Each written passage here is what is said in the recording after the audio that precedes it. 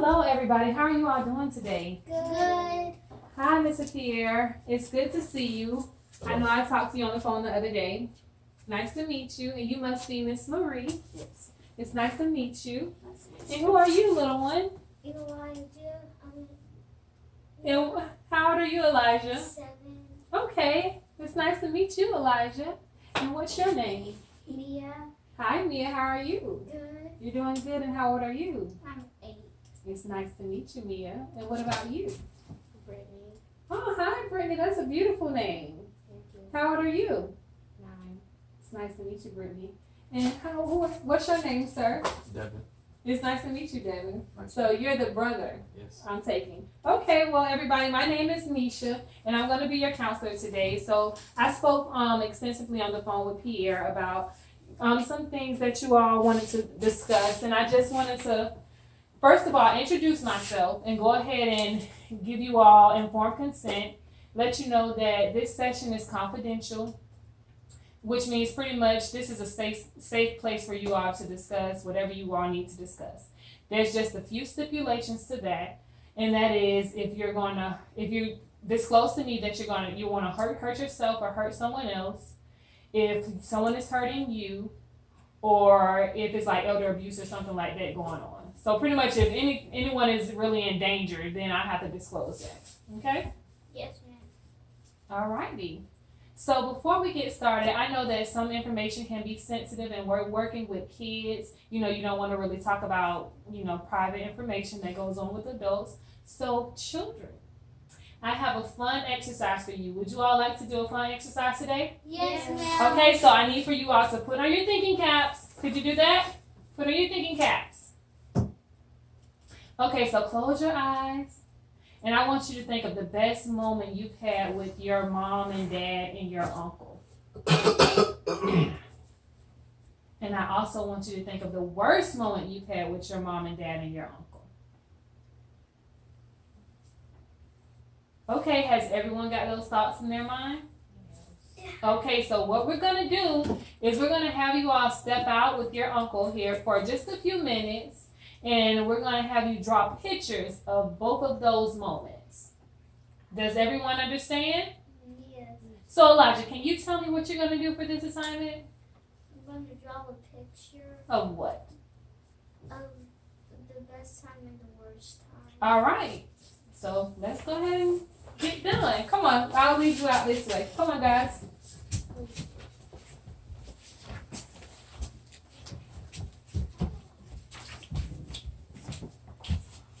Thank you. So, how are you all doing, Mr. and Mrs. Jones? Doing great? Okay, so I let the kids, go out for a little while with Uncle because I wanted to, first of all, just talk to you all privately to kind of get a grasp of the problems that you all may be experiencing and what actually brought you here into counseling today. So I'm going to explain cognitive behavior therapy a little bit. I talked to Mr. Pierre a little bit about it over the phone, but it's pretty much having a counseling session that helps you analyze your thoughts and how your thoughts relate to your behavior and how the mere thought of something negative could make us react in a negative way. Okay?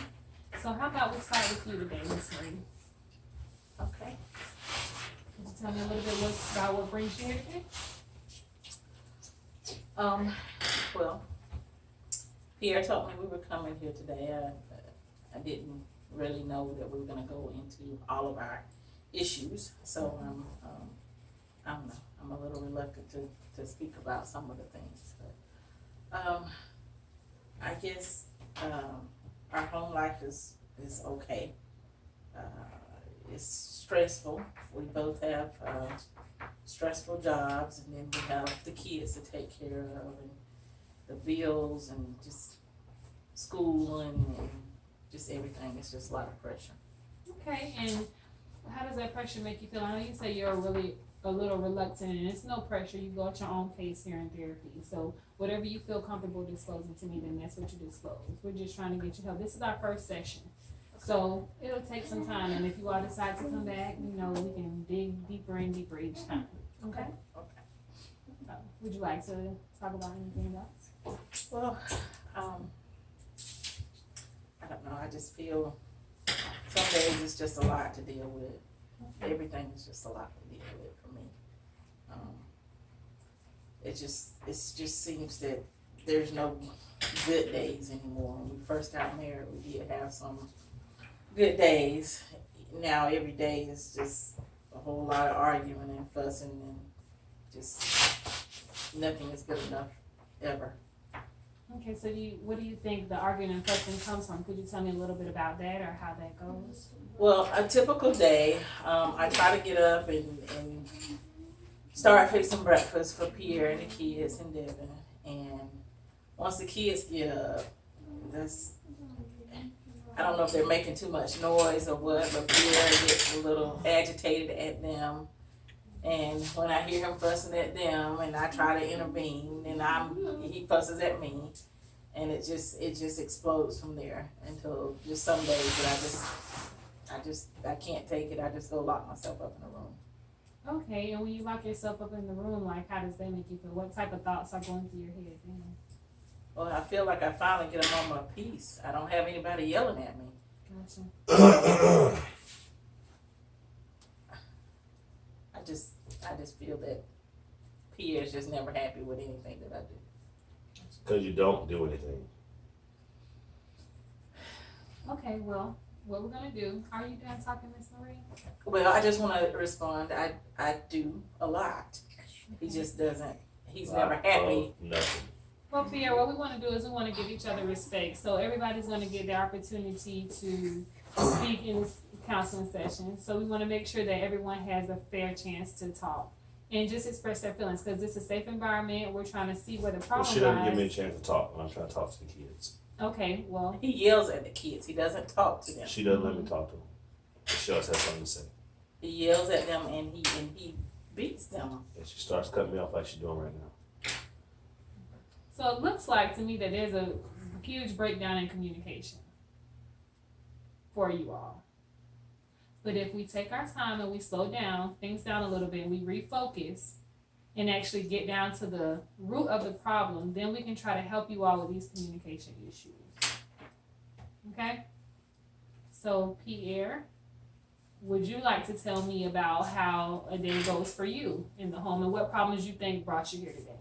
What is causing you all to have problems in your mind? Well, she does not listen. And I'm trying to get into law enforcement. I served in the military, so now I'm trying to get into law enforcement as a police officer. And she's always talking to me. She says that she thinks I have a drinking problem. I take a sip every now and then. I mean, who doesn't? I take a sip every now and then, get something to drink. But she thinks I have a drinking problem. Then when I try to discipline the kids, she has a problem with disciplining the kids. And then my son, I'm trying to raise him to be a man, and she has a problem with trying to raise him to be a man. She wants me to raise him the way she wants to and not discipline him at all. So I feel like she's ready to cut me off right now. So I feel like when I'm trying to raise my family and do what I'm supposed to do, she always has something negative to say. That's why we're here. That's why we're here today. Okay, so what do you consider raising him to be a man? What are your thoughts on that? What is she stopping you from doing, from raising him to be a man? Well, sometimes I have to discipline him. Mm-hmm. And part of being a man, you have to be disciplined. So when I begin to discipline him, whether it's verbally or physically, she stops me and she says she has a problem with it. Okay. So that's part of being a man. Well, I think That's what I learned in the military, discipline. Okay. kids are gonna be kids. You can't discipline them every minute, for everything that they do. They're gonna be kids, and sometimes you don't have to beat them. You can just talk to them. And I've come from an abusive family, and I don't want my kids to be beaten like that. I want to be able to talk to them, and I truly believe. See, that's the problem. She's want to talk all the time. Just talk to him. Well, can we please try to respect each other in this session, Mr. Pierre? I know you called I'm me not and you want. disrespecting her. Well, you keep cutting her off, so we have to set boundaries so everyone can have their fair share of time to Okay. discuss what's going Okay. on. I know you want help because we discussed it over the phone. Exactly. So let's just take a minute and take a deep breath and relax, and let's go ahead and try to get through this and let me hear her side. Then you can respond, okay? Okay. Well, I don't mind him spanking them sometimes, it's just, he doesn't have to spank them all the time. It's almost like it's every day, and they're gonna be kids, they're gonna be noisy sometimes, they're gonna have little spats between each other. And of course, if they're doing bad in school or something like that, then I don't mind him spanking them, but he just goes to the extreme. I think he should just, get them a little slight hit, and we talk about it, we tell them what they've done wrong, and then it's resolved. But I think, especially when he's been drinking, I just really don't want him to be around them, because if anything happens, he's gonna beat him, and he's out of control when he's drinking, and he's saying that he only takes a sip, but really it's more than a sip. I am not out of control. My father drank, and I know that he beat me and my mom several times. So every time that I see Pierre lose control or take a sip, like he's saying, it just brings back so many memories with my own family and my own upbringing. And I just don't want to have a household like that. Well, I never beat I you. understand. I really don't. I never beat her. And she's not saying that you beat her. What she's trying to express is her thoughts and how she's feeling about the situation. Apparently she's dealt with some trauma in the past. I know about it. She told me about it. Okay, so what we have to do is think about how we could be sensitive to that to get her needs met and also your needs met at the same time. So if you want to make it work, we have to work together to try to understand the problems and get to the bottom of it. So I know you were saying, Marie, that you have been feeling really depressed and almost like you can't bear anything, or can you think of like a situation where you felt like in the moment, like what you thought in that moment? There's situations all the time. Even just last week, Pierre came home, and I was trying to finish dinner, but I was trying to help the kids with the homework. And Devin had something that he had to do, so I couldn't get him to help.